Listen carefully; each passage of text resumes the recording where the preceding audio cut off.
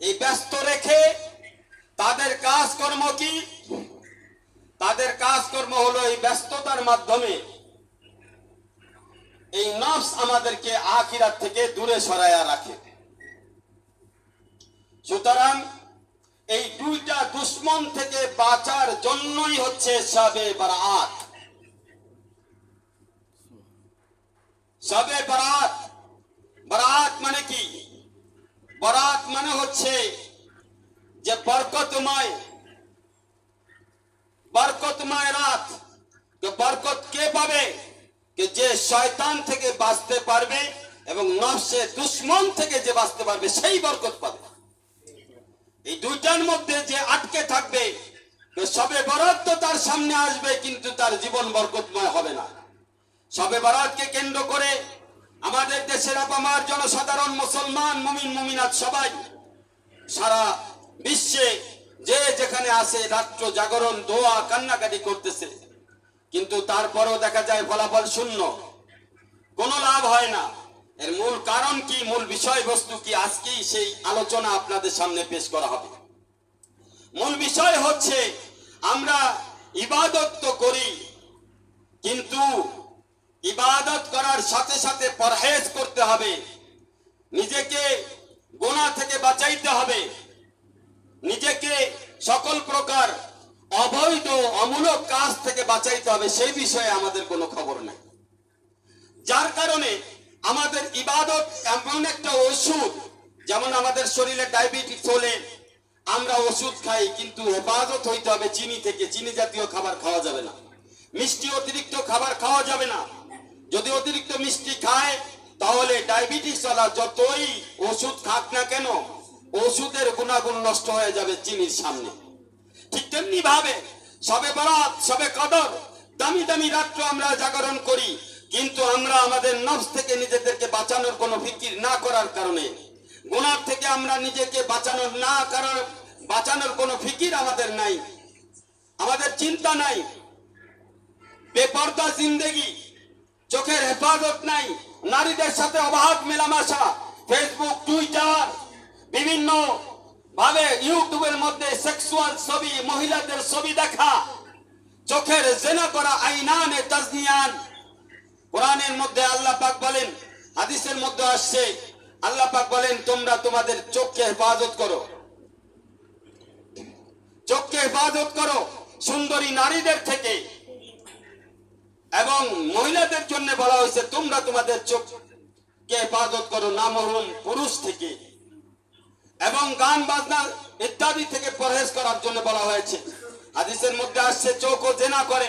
যখন কোনো মানুষ মোবাইলের মধ্যে অশ্লীল ছবি দেখে, বাইরে অশ্লীল ছবি দেখে, এই ছবি দেখার মাধ্যমে তার চোখ নষ্ট হয়ে যায়। চোখ নষ্ট হলে ব্রেন নষ্ট হয়ে যায়, চিন্তা ভাবনা নষ্ট হয়ে যায়, ফিকির নষ্ট হয়ে যায়, জিকির নষ্ট হয়ে যায়।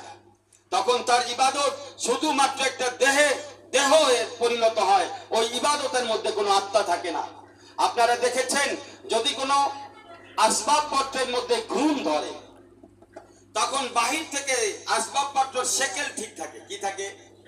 শেকেল ঠিক থাকে, খাট বাহির থেকে সুন্দর দেখা যাচ্ছে, কিন্তু যখন ঘুমে ধরছে, ঘুম কিন্তু ভিতর থেকে খায়।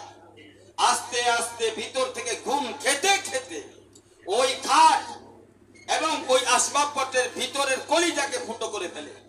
পরবর্তীতে এক সময় হয় যে খাটটা টান দিছেন, টান দেওয়ার সাথে সাথেই খাটের কোনো একটা পায়া ভেঙে গেছে। কি ব্যাপার, পায়া কেন ভেঙে গেল? খুঁজে দেখা যায় পায়া তো ভাঙে নাই, মূলত ঘুম ভিতর থেকে পায়াকে খেয়ে ফেলার কারণে আজকে যতই বাহির থেকে শেকেল সুন্দর দেখা যাক না কেন, গুণের আক্রমণ, বাইরের শেকেল সুন্দর, ভিতর থেকে খেয়ে ফেলছে। গুনার আক্রমণ তেমনি ভাবে এমন একটি গুণের মতো বান্দার ভিতরের নফসের আক্রমণ, শয়তানের আক্রমণ এমন ভাবে বান্দাকে গুণের মতো খেয়ে ফেলে।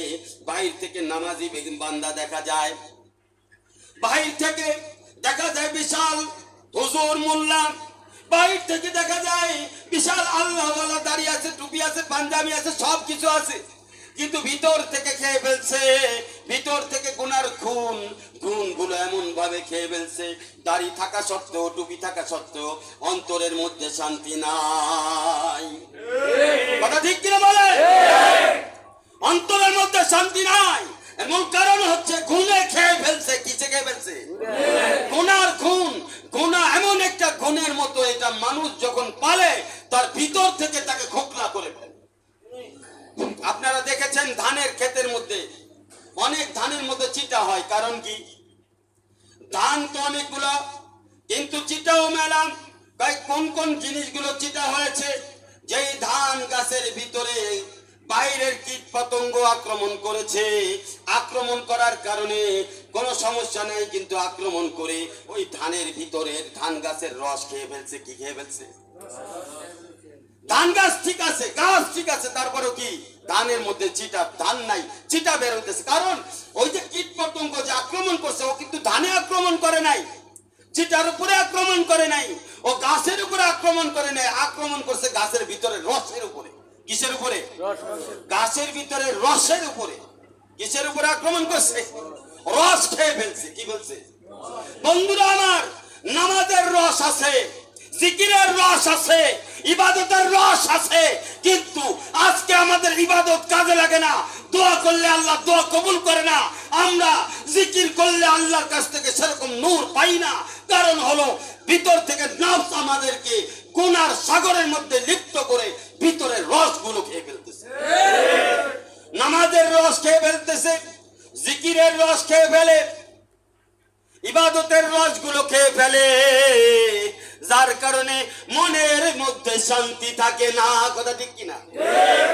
বন্ধুরা আমার, আজকে মুসলমান আমরা সারা দুনিয়াতে আমরা ইসলাম প্রিয়, দিন প্রিয় ভাই বোন, আপনাদেরকে বলতেছি, বন্ধুরা আমার, একটু চিন্তা করে দেখেন, জীবনে কত ইবাদত করলেন, কত নামাজ পড়লেন, কত জিকির করলেন, কত দোয়া করলেন, কিন্তু তারপরে মন খারাপ। মন খারাপ না? অনেকের অনেক সমস্যা আছে, সমস্যাগুলো সমাধান হয় না। কথা ঠিক কিনা? কিন্তু সমস্যাগুলো সমাধান কেন হয় না, এই ব্যাপারে আপনি কোনো সময় কোনো আল্লাহওয়ালা, আল্লাহর কোনো প্রিয় বান্দাদের কাছে যান নাই, বোঝার চেষ্টাও করেন নাই। বাস আপনি নিজে নিজে যা ভাবছেন বা মনে করছেন ওটাই মনে হয় দিন ইসলাম। আপনি মনে করেছেন ওটাই দিন ইসলাম, ওটাই ধর্ম। আরে ধর্ম ইসলাম কি শিখায়? আরে ইসলাম শিখায় তুমি যার তার হয়ে যাও। তুমি যার। আমি রুহানি জগতে কার ছিলাম? বলেন, জোরে বলেন, কার ছিলাম?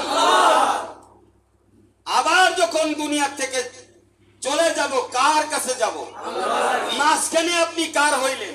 এখানেই হলো প্রশ্ন। আপনি রুহানি জগতে আল্লাহর ছিলেন, আবার যখন যাবেন তখন আল্লাহর কাছে ফিরে যাবেন, মাঝখানে কার হইলেন? এখানেই হচ্ছে আপনার পরীক্ষা। আল্লাহ পাক কোরআনের মধ্যে বলেন, আল্লাযী খালাকাল মাউতা ওয়াল হায়াতা লিয়াবলুয়াকুম আইয়ুকুম আহসানু আমালা। আল্লাহ বলেন, আমি হায়াত এবং মৃত্যু এই দুটা মাঝখানের যে জীবনটা দিয়েছি, আমি দেখতে চাই যে তোমার নজর কোথায়, তোমার চিন্তা ভাবনা কোথায়, তোমার আসল ফিকির কোথায়, তোমার আসল জিকির কোথায়। বন্ধুরা আমার, আমার শায়েখ পীর ও মুর্শিদ আরেফ বিল্লাহ শাহ হাকিম মোহাম্মদ আক্তার সাহেব নব্বারাল্লাহু মারকাদাহু, উনি বলতেন যে একজন অনেক বড় ব্যবসায়ী চট্টগ্রামে গেছে ব্যবসা করার জন্য। ব্যবসা করে অনেক টাকা মুনাফা করেছেন, অনেক ইনকাম করেছেন। আসার